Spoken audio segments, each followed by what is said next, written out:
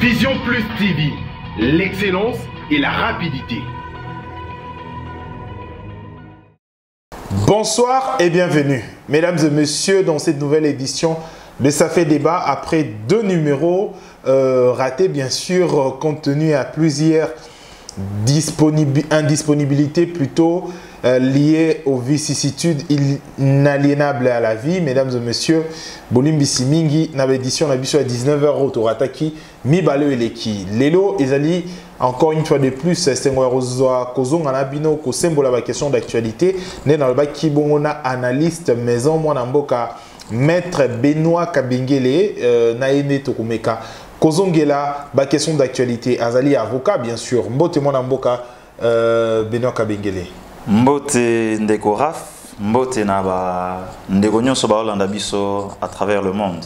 Alors, première question, Zalia Royeba, ça fait débat, bien sûr, on en parle. Martin Fayulu se rapproche de Félix Antoine Tshisekedi. Et selon indiscrétion, Moussoussou Tobato Moussoussou, moi, ancien ami hier, na opposition, Komiko s'est rapproché. Votre point de vue, votre analyse? Bon, Ndeko Raf, merci beaucoup pour la motuna.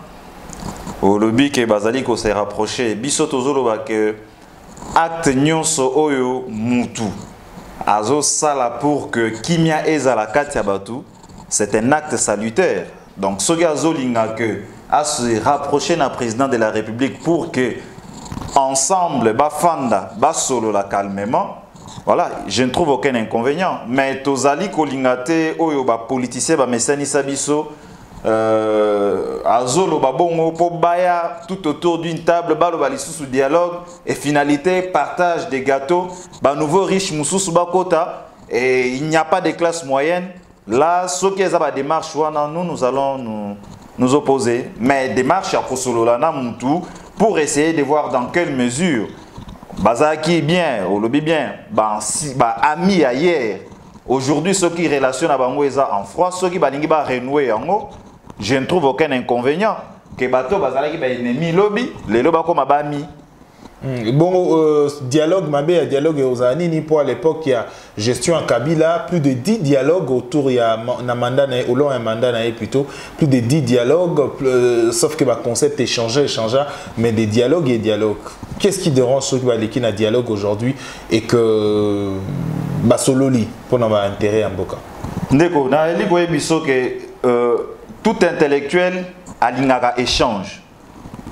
Mais finalité ya dialogue na Congo nde oyo biso tozolingeza la bongote.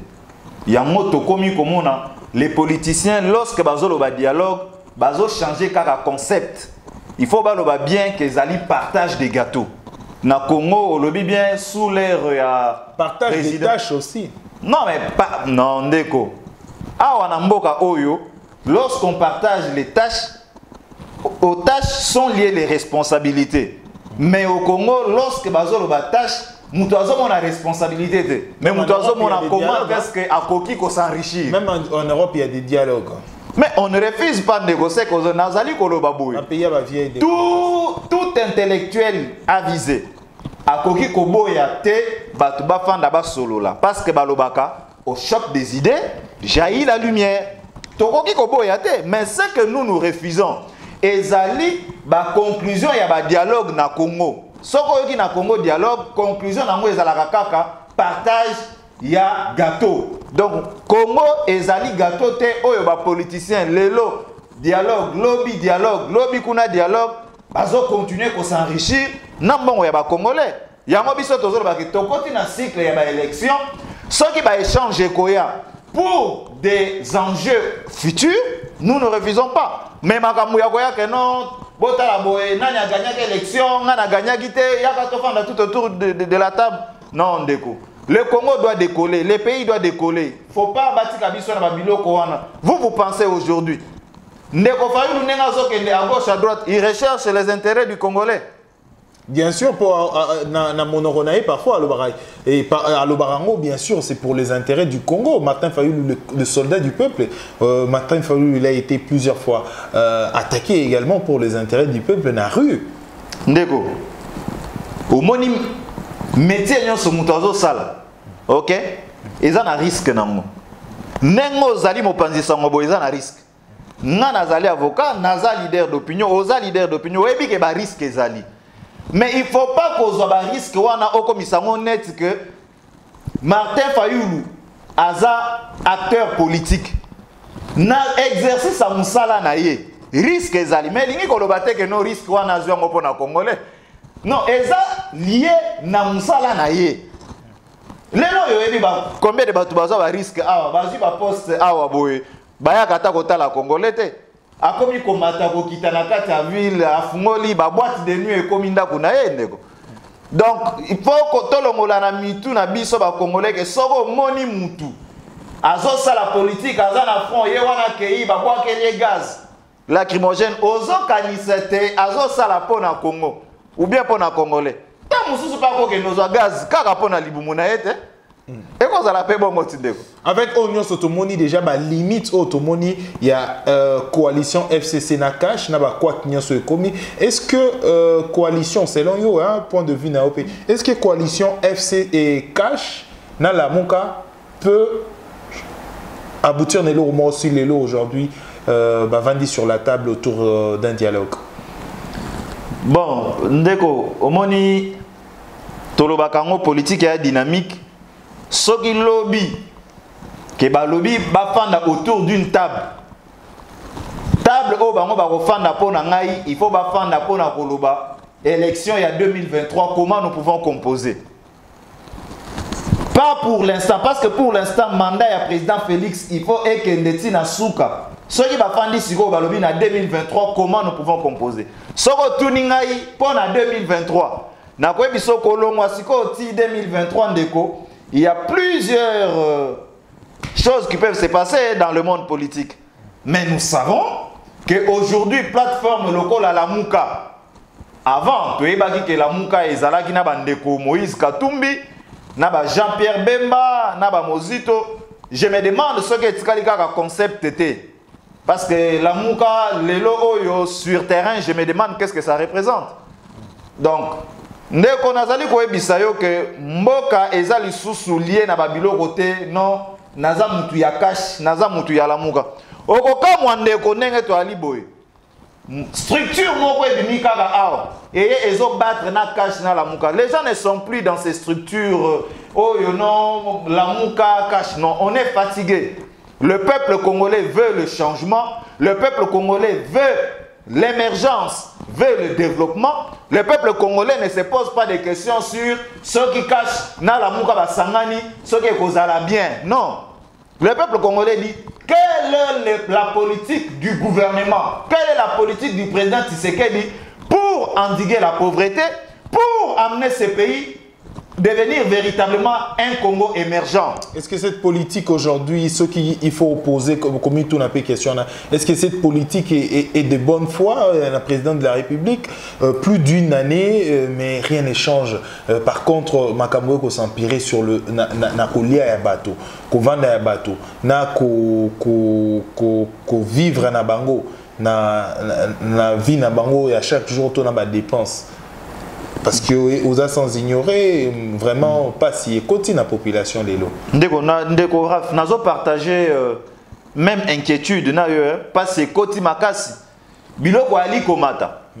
Mais eloko nga na yebi toi motuna kala to ambe ke Vambika frère Vambika to pesi mbote place azali na kato malobate et Vambika ya banda ko loba o nani pasi oyo pasi ya ndenge nini ako kamwa pasi na ye na roliaka moto rolia mutu mususu ali lopele mais lelo changer moto akomolia mutu katikati na lopele c'est-à-dire pasi ekomi oyo akala ye akomona ngo pasi extrême kolia Thomson batumi balé mais lelo batu bakomolia Thomson moko batumi sato pe bakoteka ngona wenze kutu ndeko nazali koyebiso olobi bongo na bakisa omoni ba tomate ba tomate à manzanza babanda okata mo en 2 mais comme okata mati en 3 4 kutu ba katina ba sachet ba tenti na kata ba sachet mike na mboka oyo ndeko nazali kolobe boy na lobi boy l'UDPS a fait 35 ans de lutte et ça pour pas présenter biso biloko côté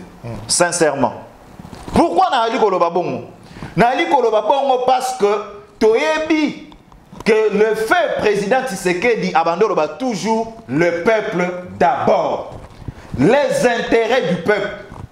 Il faudrait que, il aurait fallu que pendant toute une année passée, na tête en moka, même ceux qui ont dit que le président Félix, c'était un miracle parce que le pays était en ruine. Mais tu sentir quand même que sur le plan social, il y a au moins, même pas de grandes améliorations, mais une stabilité. Mais la situation s'empire. Mais vous savez pourquoi la situation s'empire? J'ai comme l'impression que le président Tshisekedi est trop laxiste. Je sais que c'est un fin diplomate, mais il est trop laxiste. Il y a des choses sur lesquelles ça ne se négocie pas. Moutou atikala kopesa FCC mandat azate. Moutou apesi mandat, peuple apesi na président Tshisekedi mandat. C'est-à-dire quoi? Il est le seul à pouvoir rendre compte à la fin de son mandat. Il doit avoir ça en tête. Mais il doit avoir ça en tête. Je te dis que le pays va mal, le pays va très mal, et nous, leaders d'opinion de nous devons sauver ce pays. Parce que moi, nous sommes tous Kakabo. On le dit, Ndeko. Révolution. Mais, Ndeko, au moins, na mboga nyonso oyo. Mboga nyonso oyo ba politicien ba yeba que peuple aza véritablement éveillé. Ba ça la bouzo baté. Ba ça la bouzo baté. Mboga nyonso ba yeba que peuple eza éveillé, ba ça la bouzo baté. Wali comment na ba oyo to bando le bela jour wana ebele ne ba okende makala te. Et ali ko biso que le mal est profond dans ce pays, le peuple doit être debout. Debout pour défendre le pays, pour défendre ses richesses contre Bapaya, mais contre également ses propres fils qui pillent et détruisent ces pays. Alors, tout qui est dans le Nini Moussoussou et qui point est important, puis bien sûr, rencontre entre l'ancien président et le nouveau président Félix Antoine Tshisekedi. Pour parler certainement de ça, l'évaluation, il y a l'action Oyo FCC Nakash va mener pendant tant au Nyonso. Est-ce que c'est opportun? C'est une distraction. Cette rencontre-là est une distraction. Oza mopanzi sangozwa micro. Tambola na balabala nyonso ya Kinshasa. Banda rotuna motuna na congolais. Distraction boni pays va gérer la coalition. Il faut mamona na basolola. Mais pourquoi na lobe ali distraction ndeko? Nazali kopesa yo ba élément pour mona ki ali distraction. Pourquoi ali distraction? Parce que d'abord rencontre nyonso po ezala bénéfique ezalaka na soubasma moko. C'est la sincérité. Mais n'est pas fanda ki wana sincérité à l'équité. Il y a une distraction. Nali prophète de malheur ten de konali ko ebisa yo. Kokoyo attention FCC cache et kosi la jamais. Ouais bi bonani. Parce que d'un côté, ils ont la partie moko sali 37 ans, ils ont prôné bonne gouvernance. De l'autre côté, il y a des jouisseurs. Ils ont net nzambe na diable. Le péché et kotikala jamais cohabiter na bolam. Là où il y a les ténèbres, molili lumière est raté. Là où il y a la lumière, molili est raté. Il y a un ali ko bengango et ali distraction. Pourquoi on a ali ko bengango et ali distraction? Parce que les questions fondamentales n'ont pas été touchées. Voilà là où je dis que ce n'était pas sincère. C'est quoi les questions fondamentales selon vous? Mais les questions fondamentales. Fallait Ndeko Félix Saïd Sandeko Kabila. Naï motonazali na tête ya mboka. Peki sa batunayo wana badjalelo oyo bazoya kosala nga ombrage. Dans ce pays, nous avons un chef de l'État. Au moment où la République qui fait un rapport à l'ancien président, qu'est-ce qu'il y a à voir? Non, comme ça la rapport parce que au lobby bakutana kite. Il y a Azali chef, il y a FCC. Ozomona. Nabi que soko moni mwana le président a girté. Non, soko moni mwana Azali ko sala likamu. Yeba ke mama na za pembeni. Wali komona. Olio kendo beta mwana wana. Oko kende pa mama na yo ebisie. Po oyebi ke mwana wana yaki wana tango mususu mama ne mutu atindaki ye. yango ye tellement bakuta na kite balobi ke accord ezali ba évaluer ndeko ngana yo to tikala ko mona accord ya FCC cacheté yango nazali koloba pasteur Mukuna nali quand même kopese mbote yali ko kamwisa ngai to mona accord FCC cache parce que yango ne tozali ko ebate ba bi ke za bonne gouvernance yango batangaka entre Némina Jean-Marc Kabou na ndeko lotika wana biloko bafandi balobi comment nous pouvons distraire les gens batikala ko publier accord wana te alors na ba réseaux sociaux Némina Jean-Marc Kabou batanga ngo na RTNC te ndeko lukuta eloko na ali ko ebiso ya libo il fallait aebisa ndeko na bacha mona compte rendu na bango il fallait aebisa que batuna yo pekisa bango po bakoki jamais koleka na télévision. Vous pouvez trouver ça normal un ministre na déontologie, il y a gestion et affaires publiques. Un ministre lorsqu'il parle, il doit avoir de la déférence auprès du chef de l'État, auprès du premier ministre et puis batumoussous. Mais le ministre FCC autorité morale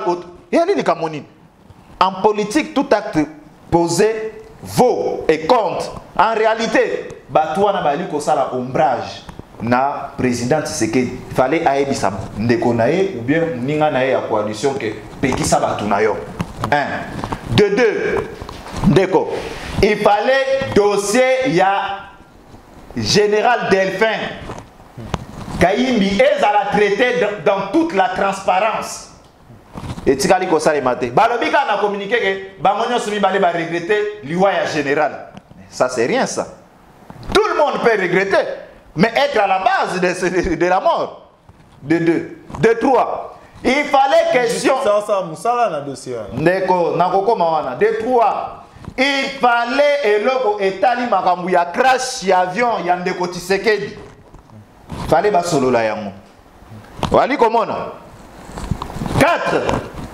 Il fallait nenge ndeko Kabila na Tshisekedi bakutani.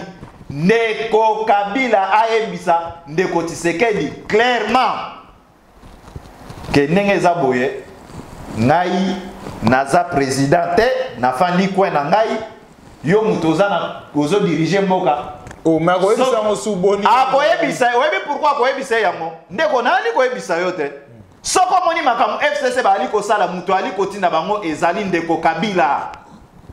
Ce sont des gens qui sont commandés et téléguidés.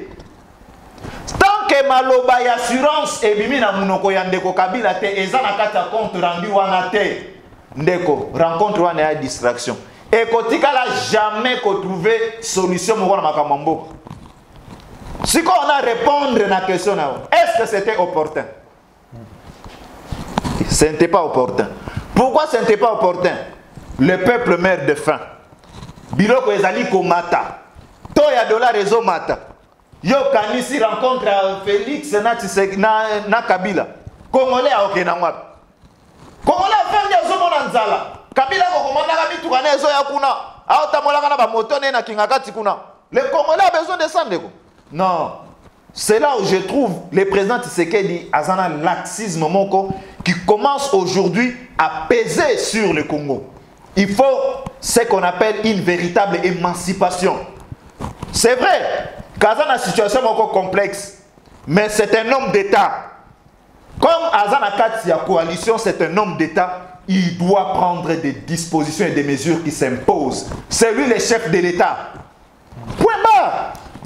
Mais toké na dossier moi mon parenthèse moi mon qu'est-ce qui se passe moi personnellement au Congo na boni tant au mon ancien président na habité ezanga qui pendant beaucoup de temps et à Motuna na komituna ancien président Abisso Kabila ezanga qui pendant beaucoup de temps oh nini oh vie azaki na vie mo bando mona na discrétion mingi mutu mo lo baraté asala makabote amona na raté pendant 18 ans azaka ya robata matomona aga mutu bibanga discours a commis Hermourati Mitoukanae, Hermourati Banvio et moto nae et tout, on dirait un petit jouisseur. On dirait cette vie, et bando manqué, hein, de vie ordinaire. Qu'est-ce qu'on t'en pense? Il y a une parenthèse. Ndeko. Hermourati champagne, Hermourati kanga photo. Ndeko raf. Moni Ndeko Kabila. Ndeko Kabila, keba na makambo ali kosala.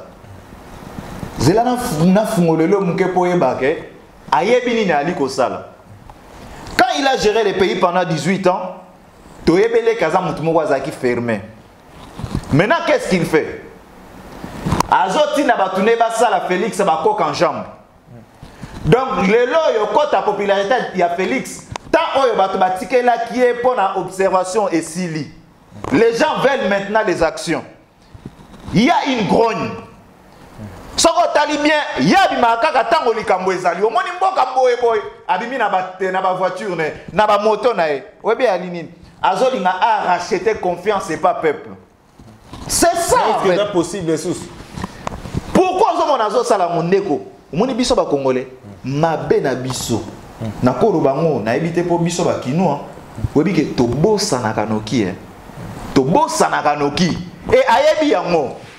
Yo so mona te oleka ba belele China Rambo. Est-ce que na mboka oyo Ndeko Kabila belle foule ko landa e? C'est pas na mboka que China Rambo. Ah mais ndeko tant ba ba China Rambo bimisi téléphone azokanga boya azo mona ne China Rambo. Question tobi tout entre nous hein. Na ba population ba route. China Rambo za film moto moro boye o ba nyonso ba yebi rôle ya China Rambo bando incarner na kata film. Autant la film ngo. Ah ndeko expliquer ba téléspectateur ba yebate. Ah nakala ya moto ndeko. Na ebité Ndeko Kabila. So yi population ba esaka été China Rambo acteur wana bandaka ko boma ndeko boma. Ya bandaka ko limbisa te. Acteur ya China Rambo film wana. Siko to yeba te ba benga China Rambo pona bon pona nenge koma bango ba benga ka acteur ya film. China Rambo. Donc bazo mona acteur ya film. Oya China Rambo. Siko tozali boyeba te soki oya China Rambo. Yes siko tango mususu pa tala film te mais na mona ka ke asepelaka nango parce qu'à part comment va benga ke Raïs ça va benga China Rambo à ce téléphone. Oh. Donc il faut batinele na oli un film na China Rambo. Donc batinela total nous ceux qui peut-être lobby nango au CPS. Donc c'était juste parenthèse moro pour peut-être ko fungola parenthèse moro pour amuser un peu la galerie mais tous on a makambo ozaki important. Aujourd'hui c'est vrai que Makamunyo se colle Kanamboka en tant qu'observateur et à société et dans la IDPS et encore quartier Ozaki hier connu pour la opposition et gaz lacrymogène à baba les bandes qui Betama aujourd'hui et continue sur Betama gaz na babal et comme Betama pour la discussion interne entre au cadre et UDPS. Comment vous appréciez la situation là? C'est fort dommage. C'est comme Nakolo Bakezali ko craché sur mémoire il a fait Étienne Tshisekedi. Au moins UDPS est un patrimoine national. Nous devons nous le dire. Ils ont parti mon côté les loyaux. Ils ont assis comme l'UDPS. Mon ils ont parti ça dit 37 ans il y a lutte. Namoro ndenge na liko ebisobo nazali mwana ya cadre ya UDPS et pas n'importe un cadre bien connu. Na botami UDPS c'est ça déjà. Na mona ba DSP ya Mobutu bazali koya koluka papa na moi botanga na ndaku bakanga e. Donc na vivre na kati ya UDPS c'est un patrimoine national. UDPS lelo a pesi batu quand même bazalana conscience à s'intéresser à la gestion et à la chose publique. C'était quand même important, mais voir le scénario, je comprends. D'un côté, expérience et pouvoir. Si vous avez un parti présidentiel, vous avez gestion et la chose publique, vous avez s'approprier un bien qui actuellement, ils ont un fait privé. Parce que les partis politiques, ils ont un fait privé. Mais ils ont un fait privé. UDPS, ils ont parti à masse. Si vous avez un cadre comme ça, parti à un cadre KKT, sinon vous avez un problème na base na bango. Ce qui se passe actuellement est à l'INI. D'un côté, Toalina Ndeko, Jean-Marc Kabound, na Augustin Kabouya. Bazo constitué duo na bango. Président Aïe, na secrétaire général. De l'autre côté, il y a également un groupe, il y a Batu Oyo, militantisme na bango ezala qui prouvé na kati ya UDPS, Mais aujourd'hui, qui ne se retrouvent pas. Pourquoi? Parce que Bazali commis le bac, Bazali victime, il y a un jeu politique, il y a un déco Kabound, na Kabou, il y a Bazoli, na ko écarté. D'où, selon vous, il y a une guerre d'intérêt? Mais totalement. Il y a une guerre d'intérêt. Et non idéalisme. Non, il y a une guerre d'intérêt. Il y a une guerre d'intérêt. Pourquoi tu as dit qu'il y a une guerre d'intérêt? Tout ça, comment on a kakate? Ndeko Jacquemain Chabani, fils secrétaire général, il y a eu de PES. Azam Moutou a géré a yebi maison UDPS. A yebi ndakouana. Ndeko Jacquemain Chabani est un juriste, un avocat. Na ali ko ebisayo, ba ali ko landa biso na UDPS. Na ali na batomi balé. Oyo tango ngai na bandaki ko landa to na ali ko landa bango. Je trouve que ce sont des gens qui sont scientifiquement à l'aise.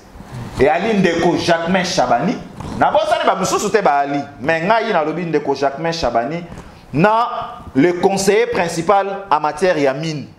Ndeko en matière ya mine ya Ndeko Eboma. Eboma.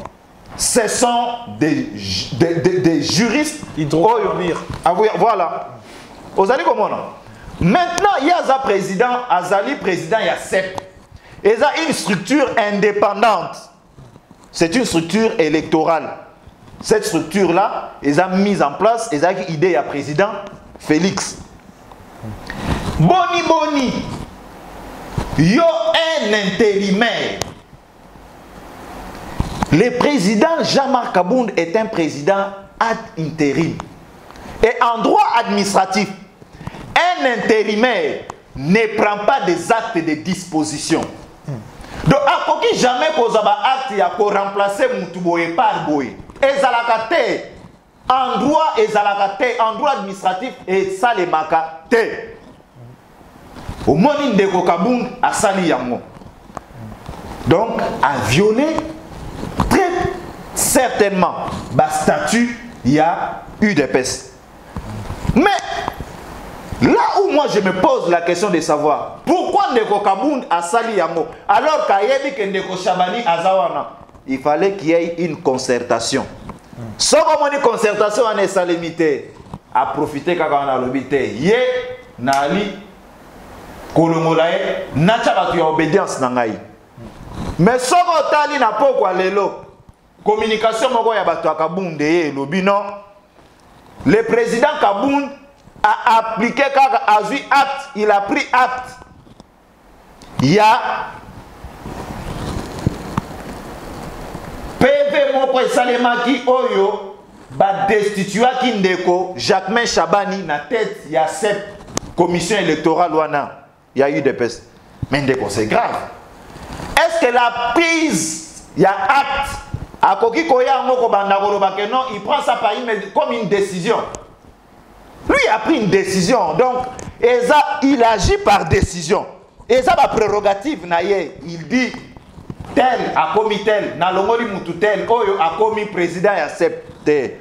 Yangonga nazali ko encourager Ndeko Jacquemain à saisir l'instance judiciaire pour que l'état des droits oyo prôné par UDPS et bandako frapper nan propre parti, cadre Moroka ya UDPS. Mais je pense, pour finir, Ndeko, que Makamounion soit jamais Salema sans pour autant que le président de la République soit au courant. C'est vrai qu'Aza est une gestion quotidienne. Voilà, parce que fonctionne. Il n'est plus militant, voilà. Il n'est plus combattant. Mais je pense, Balakisakabiso, à la réunion Ndeko Kabound, Ndeko CG. Je pense qu'avant que Ndeko Kabound ait une décision, quelque part, je pense que mon Konzamboka a le moyen effectivement, il y a des gens qui ont milité dans ces partis-là. Lui a milité, il était également en Europe, comme secrétaire national des affaires extérieures. Mais ici aussi au pays, il y a des gens qui ont milité. Il était à l'aéroport, maltraité par Kalev, tout ça, Batunion Soana, il faut Bazala quand même respecter. Militantisme na bango et koki jamais connaître sort et à humiliation à bon. Mesdames et messieurs, ça n'est fini pour cette édition. Merci de l'avoir suivi sur Vision Plus Télévision. Le rendez-vous de 19h chaque jour avec notre analyste maison. Je rappelle qu'il y a maître avocat Benoît Kabengele. Ça n'est fini pour cette édition. Merci de l'avoir suivi. Mesdames et messieurs, maître Benoît Kabengele, 30 secondes au Rukio Lobelanini pour cette édition. Non, merci Ndekoraf. Au manqué Ngabingi pendant 2 jours et vraiment. puis... Occupation na yo na ngai ensemble voilà, vraiment indisponibilité. Donc voilà, on va je salue tout le monde et j'aimerais voilà batu mususu nali kokuta na batu ndeko nazali ko ebisoko ozana vraiment audimat makas mais batu na kuta na bango ba ebisanga kaka ke na communiquer bango numéro ba coordonnées ba contact donc oh nyonso balingi ba joindre na yebi ke ndeko Rafa opesa coordonnées oh nyonso balinga joindre ngai ako benga na plus 243 89 511 222 7 plus 243 89 511 222 7 na WhatsApp 0033 76 62 65 367 0033 76 62 65 367. Merci Ndekoraf, Tokutani Lobby. Merci mesdames et messieurs, Tokutani prochainement pour une édition Moussou Lobby déjà 19h. Le rendez-vous d'actualité et surtout tout décrypter ma question sur l'actualité. Lobby Torozong il a des dossiers Oyo Yabandaku, Bandaku Yabato, Obazoa qui na bandako ba tekaki bongo mapango bato na quand tobosani salongo quand totiko kita récemment awa quand c'était na salongo na lemba salongo donc quand il y a salongo toto kita lobby tozongi la ngona mettre Kambouba yangwana exactement Kambouba voilà quand Onel vraiment oyo boyiba qui bien sûr ba teka kiango ba zongi si ngona maboko ya Onel et puis comme ba mbutu mbutu ebele lobby tozongi la ngona mettre tozongi la dossier tozolo makambo susu tozolo makambo oyo ya soda moko akolanda mama moko pona makambo oyo ezali illégal tozongi la dossier ngo je pense que maman ngoye moko a kosa la déclaration lobby na tongo. Merci, ça n'est fini pour cette édition mesdames et messieurs, te prochainement pour une édition Moussoussou. D'ici là, portez-vous bien. Au revoir. Au revoir.